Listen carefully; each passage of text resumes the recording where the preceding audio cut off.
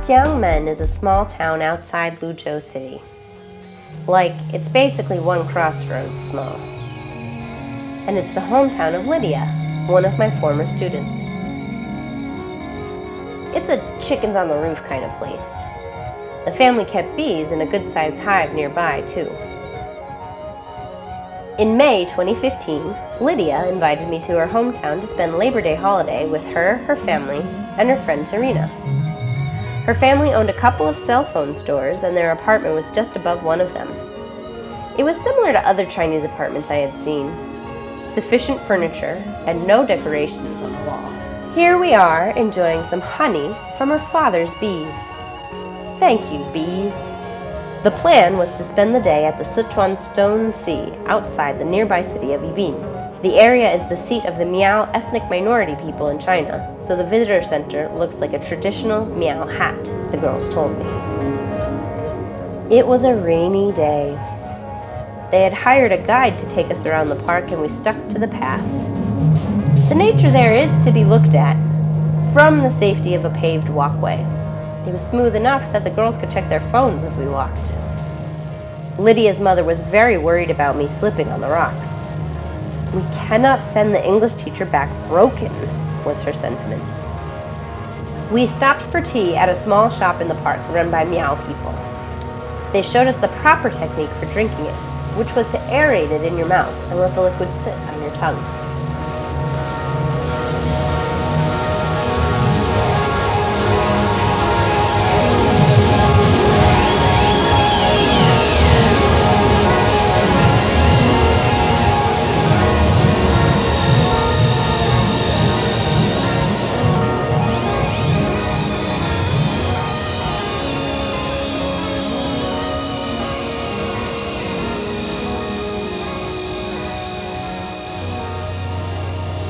It was incredibly striking to emerge from the wooded pathway out onto this vista.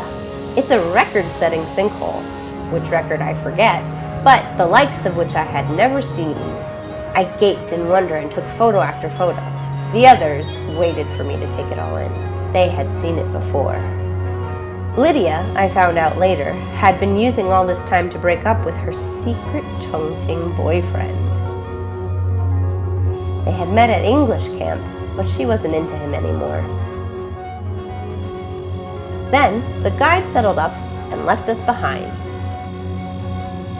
We were done with the rocks that looked like tigers, and she needed to go point them out to someone else.